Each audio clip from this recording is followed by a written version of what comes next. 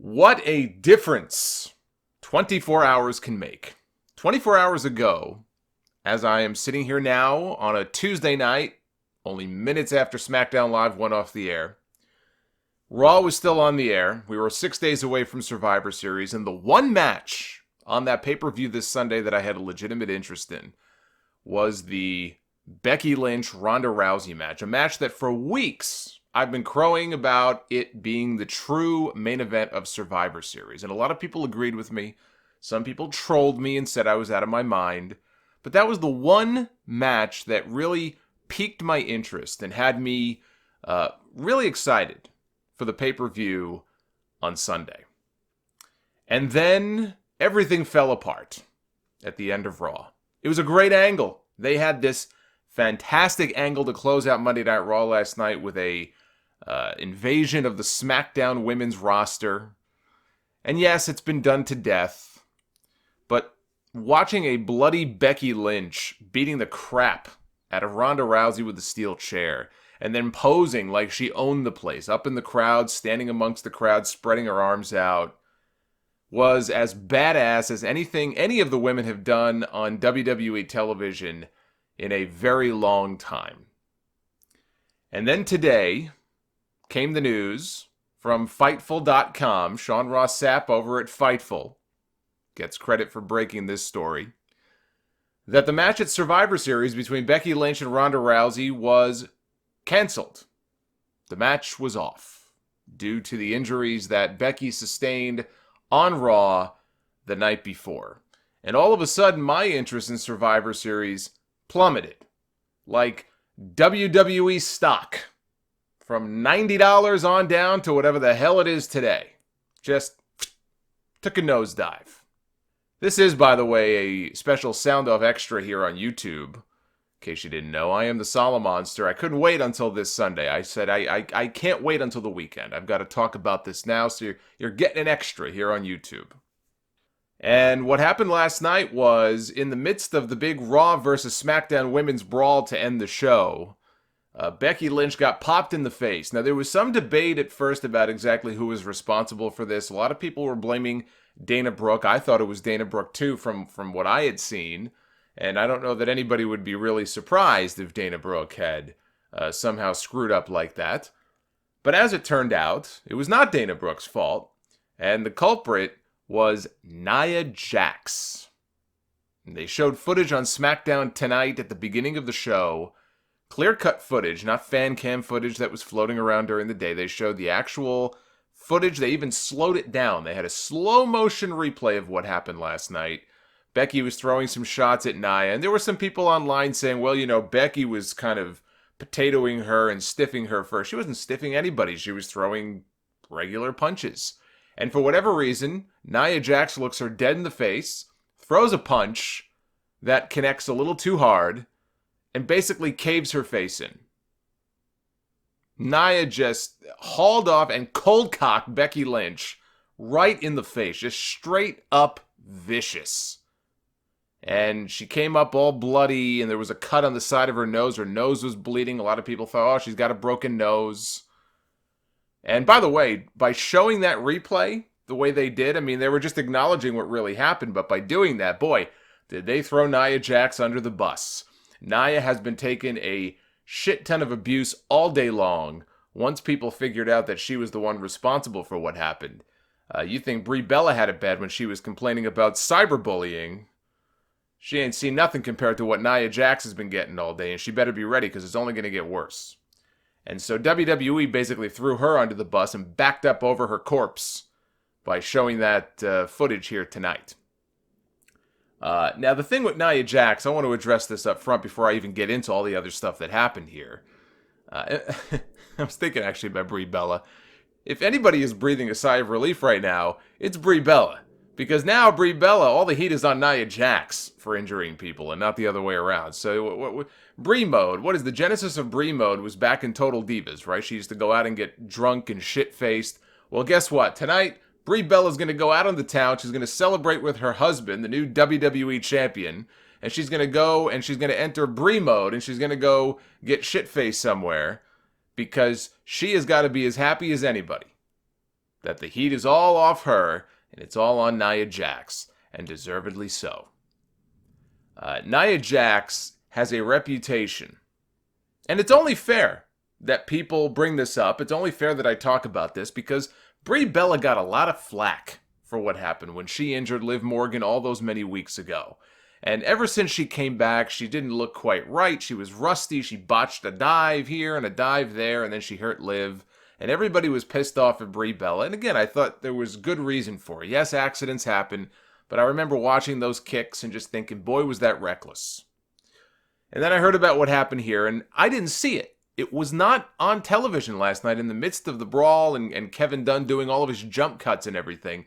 We didn't get a good view of what exactly happened to Becky Lynch. And so stories started to leak in, well, maybe, Nia Jax hit her with an errant elbow. It was just an accident, clipped her with an elbow or a forearm or something like that. Then you watch the footage on television tonight. And yeah, again, I'm not saying it wasn't an accident that she had, she was like a headhunter. She was out to kill Becky Lynch, I don't think.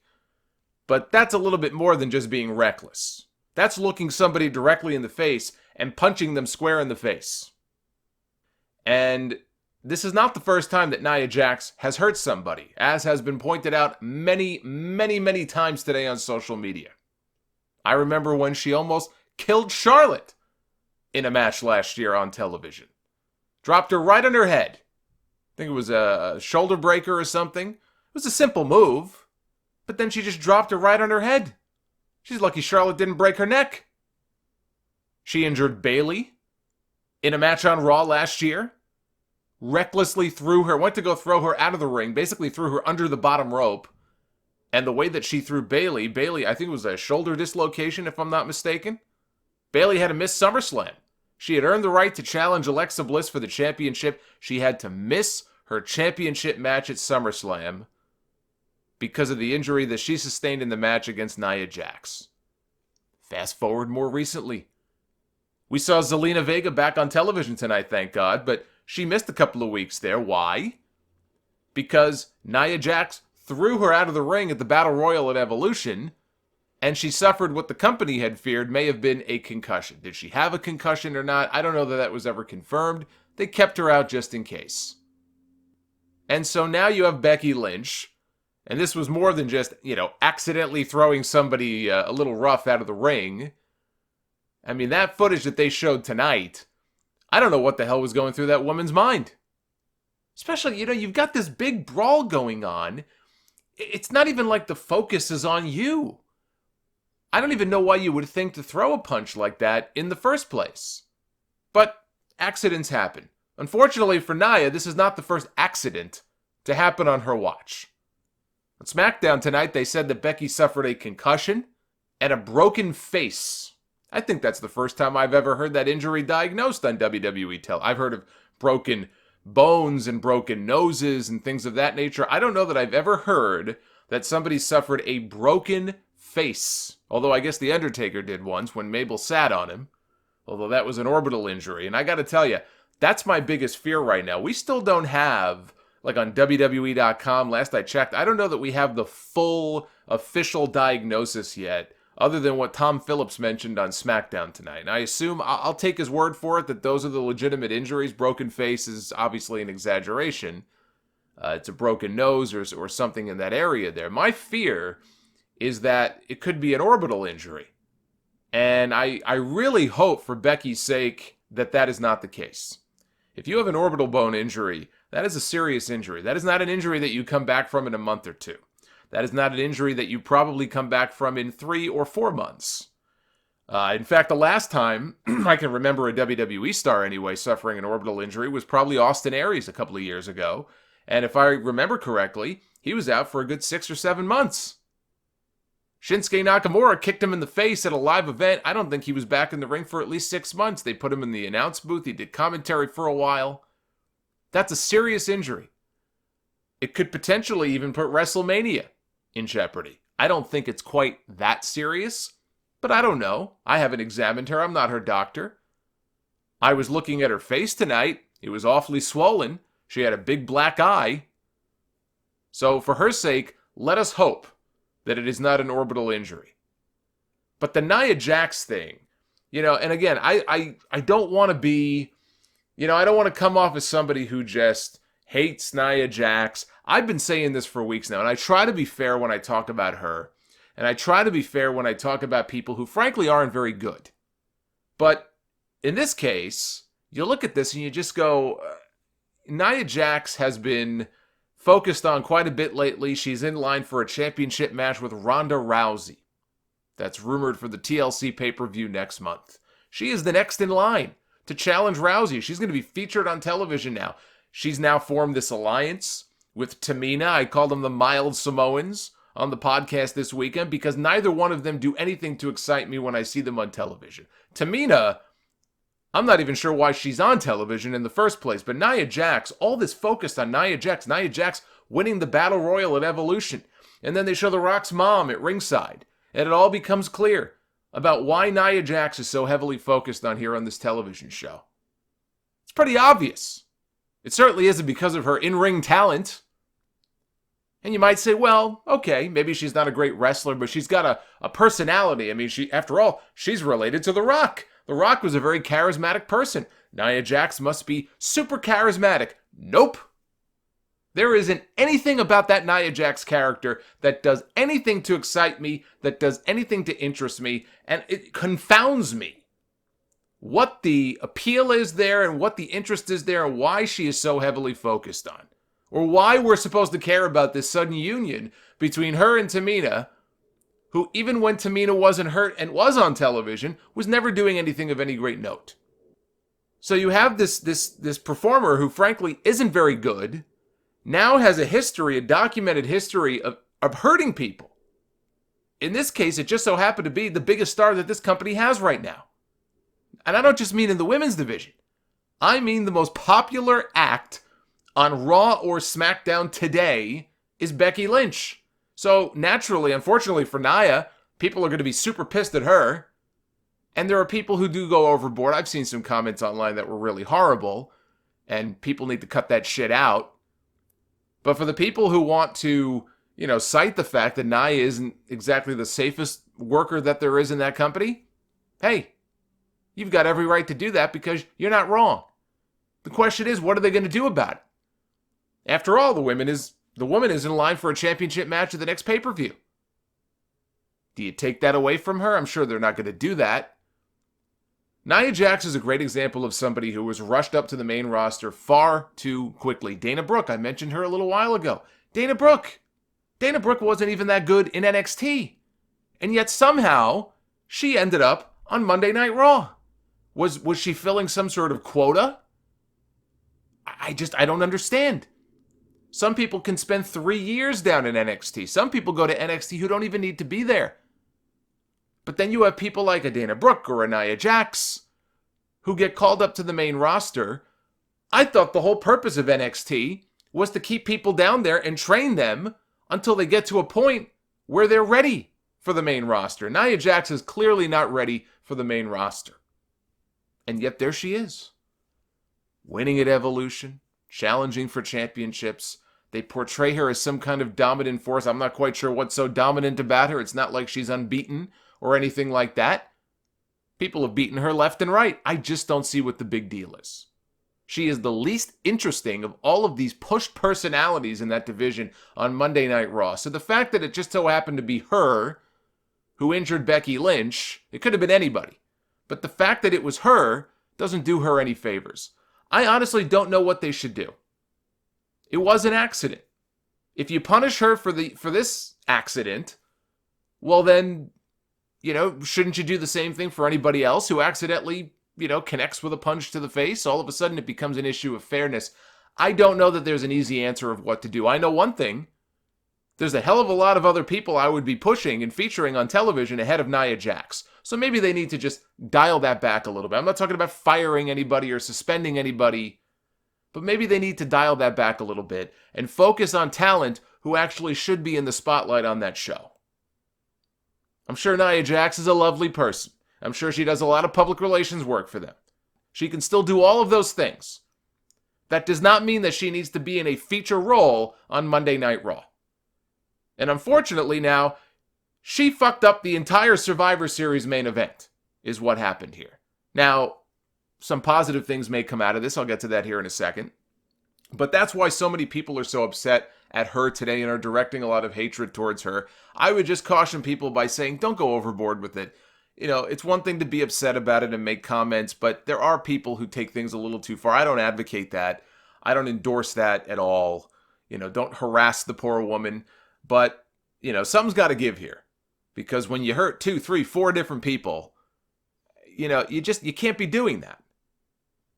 Now, the question is Becky Lynch going to have to relinquish the SmackDown Women's Championship? They didn't address that at all tonight. She came out with the championship. She left with the championship. I'm sure they don't maybe know the full scope of her injuries yet. Once that becomes clear, she may yet have to relinquish the championship. It's still too early to tell. I'll tell you one thing, though. Vacant is licking his chops yet again. First, it was the Universal title. Then the Raw Tag Team titles, which he never did get his hands on. And now possibly the SmackDown Women's Championship. Believe me, Vacant does not discriminate based on gender. He'll take your title whether you're male or female. He don't care. But this sucks. Plain and simple. This sucks. This was the one match I was really looking forward to on this show this weekend. And here we are. But let's try to look at the silver lining here. I try to look at the silver lining and everything. After I rant and get all of that out of my system, I try to look at the positives here, if there are any. One potential positive here, what were the chances that Becky Lynch was winning that match Sunday at Survivor Series? I saw the same rumors, I'm sure a lot of you did. Becky was going to win, but it was going to be by nefarious means, or somebody was going to interfere. Maybe she would have won. I still think the odds of her winning probably were very slim. She should have, even if not cleanly. I never did say that she had to win cleanly. I just said that Becky Lynch should have won that match at Survivor Series. I don't feel any differently now. She absolutely should have won that match. And had I, gone ahead with the predictions that I'm going to do this weekend for the pay-per-view, she would have been my pick to win. But I was ready to take the L. I was ready to take the loss on that one because I knew in the back of my mind the likelihood of that probably wasn't too great. So, based on what happened here, one good thing, I guess, is that it spares Becky the possibility of a big loss at a time when she has got a ton of momentum. The other silver lining, and I tweeted this out right away once the news broke today on Fightful, we now have our WrestleMania main event all set up with a nice big red bow on top of it if WWE plays its cards right. They took that first step tonight on SmackDown Live. They had a big segment on SmackDown tonight with all the members of the SmackDown women's team at Survivor Series. Becky came out, black eye and all, to make her choice. Becky Lynch had the opportunity to choose her replacement against Ronda Rousey at Survivor Series. And she said that Ronda is not the baddest bitch, she's the luckiest. And she teased that this issue between the two of them is not over. Oh, it better not be. So Becky looks at all the women. She goes down the line one by one, eyeballing each woman. She looked at Charlotte. She looked at the Iconics. It was comical when she came face to face with Lana.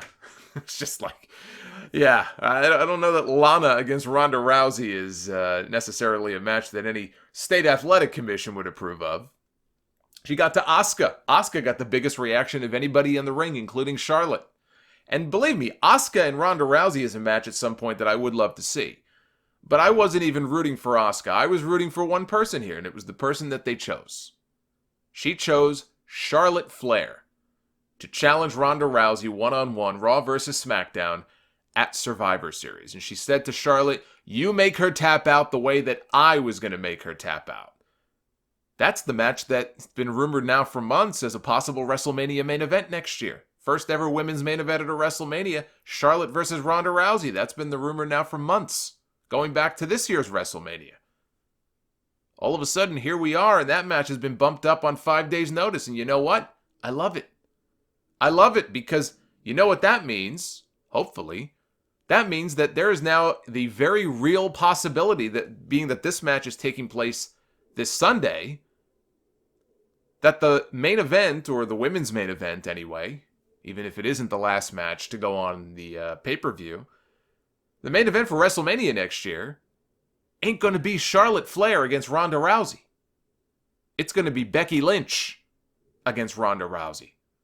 As well it should be. That should be your WrestleMania main event next year. No question about it. No ifs, ands, or buts.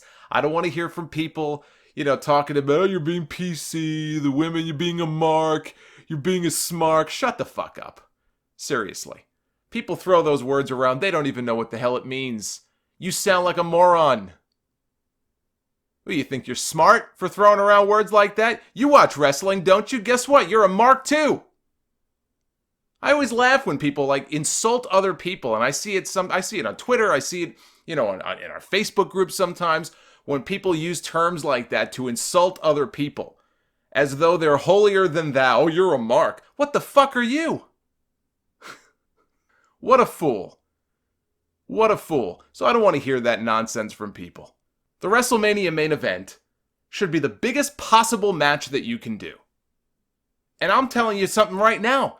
At this moment, there is no bigger match that this company can put together as of November 13th, 2018, than Becky Lynch versus Ronda Rousey. There is no match with greater interest, not for me, not for a lot of people, than Becky Lynch against Ronda Rousey. That should be, and I believe will be, your WrestleMania main event at MetLife Stadium next year. They could do it at the Royal Rumble. They could do that. They have the option of doing it, not waiting until April. Royal Rumble this year is going to be in a big baseball stadium, Chase Field, home of the Arizona Diamondbacks, outdoors. It's going to be a very unique setting. Big stadium show for the Royal Rumble. I don't know offhand if Chase Field is one of these stadiums that fits 50,000 people or 30,000 people, but either way, Rumble's going to be a big show. They could do it there. But this match, I think, is too good to pass up for WrestleMania. And with Roman Reigns out of the picture, Roman Reigns has had a stranglehold on that WrestleMania main event spot now since 2015. He's headlined, four WrestleMania main events in a row. He's not going to be at WrestleMania this year. The minute that he went down with illness and he was off the card, it opened the door for something like this to happen. Because you think, okay, well, what's the next best possible main event? I look at this Raw roster and I look at the SmackDown roster and I don't see it. Outside of what's been going on with Becky, or a match like Becky and Ronda, even Charlotte Ronda, I don't see there being another match that jumps out at me, hey, that should be the WrestleMania main event. Oh, Seth Rollins and Dean Ambrose, or Seth Rollins and Brock Lesnar. I don't see it. I don't see it. And there's a bunch of ways for you to get there. A lot of which depends on how long Becky is going to be out for. Again, we still don't know the true extent of her injuries and how long she's going to be out for. This may not be a case where she's back in 4 weeks, or 6 weeks. But if she's not out for that long, or let's say she's going to be out until the new year, you could have her win the Women's Royal Rumble match and choose to face the Raw Women's Champion at WrestleMania, that, of course, being Ronda Rousey. That would only work, of course, if Becky is no longer the SmackDown Women's Champion. If she is, that complicates things a little bit because champion against champion, non-title, because I don't see them doing a title unification. A non-title champ versus champ main event I don't think is going to work. I don't see that happening. But whichever path they choose, that needs to be the match. So then the question shifts over to, what do you do with her in the interim? Can you find a way to keep her on television? I think it's important, if they can. And maybe she can't fly because of her injuries. Again, I don't know. But if it's possible to keep her on television, if not every week, on a few weeks a month, until she's ready to come back, I think that's important. And I think back to Stone Cold Steve Austin, back in 1997 when he got dropped on his head by Owen Hart. And no, this is not meant to be another comparison to Steve Austin. I'm only mentioning that because Austin was their hot hand at the time. In the summer of 97, Austin was their hot hand. He was on the rise. And all of a sudden, an injury took him out of the game. But to make sure that he stayed hot and didn't lose too much momentum, they kept him on television. They had him come out and stunner people. He would come out and cut promos. He didn't just vanish. He didn't disappear for 3 or 4 months. They kept him on TV until he was able to wrestle again. And it didn't slow down his momentum much at all. If anything, I think it only enhanced his momentum. He was out there tormenting people. His first stunner to Vince McMahon came at a time when he was out with an injury. So if they could find a way to do something like that with Becky Lynch, I think that's important. Now, interestingly, after Becky chose Charlotte, she gave her a hug, which, to me, I don't know this, but it did not look planned. I would not be at all surprised to find out that that was not a scripted moment. That may have been spur of the moment. Didn't bother me too much. Some people were freaking out about it online. These two were in a blood feud, and Becky was shitting on Charlotte for so long. How could she just hug her like this? It didn't bother me. It really didn't bother me too much because of that, because I do think it might have been a spur of the moment, sort of a kind of a real life moment between the two of them. And the other reason it didn't bother me is the whole horsewomen versus horsewomen thing that I've talked about before. It keeps it alive. I can easily see all of this stuff that's going on here, eventually building to Becky and Ronda, linking up with each of their rival gangs, and having one big blowout at some point next year on a big pay-per-view. Now, Sasha and Bayley are dead in the water these days, and I am not at all convinced that Sasha Banks is even going to be in WWE a year from now. I don't know when her contract maybe she's got 2 years left in her contract. Whenever that contract is over, and a lot can happen in that time. But right now, if you were to tell me, what are the betting odds on whether Sasha's going to stay or go? I don't know her personally. I haven't had the chance to talk to her, but would not at all surprise me if she was out of WWE. When her contract is over, if she said, sayonara, and she went and, worked the indies or signed a contract with a different promotion. But all in all, they've made the best of a bad situation, I think, here with the Becky Lynch stuff. And so long as Becky's injuries are not, too severe, hopefully, I keep coming back to the whole orbital fracture thing. I really hope that it has nothing to do with that. But if not, she should be able to come back even more popular than she was where she left off.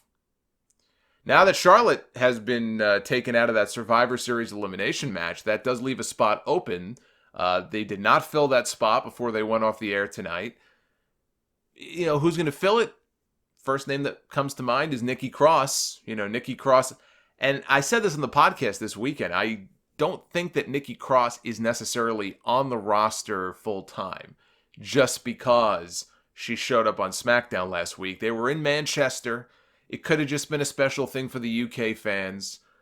So I don't know that she's completely out of NXT anyway. But if she is, Nikki Cross, I think, would make sense as a replacement. And here's another idea. What about Shayna Baszler? What about calling somebody up from NXT and having a real surprise come out at the pay-per-view Sunday as maybe not the captain. I don't know who the captain would be, and frankly, who gives a shit.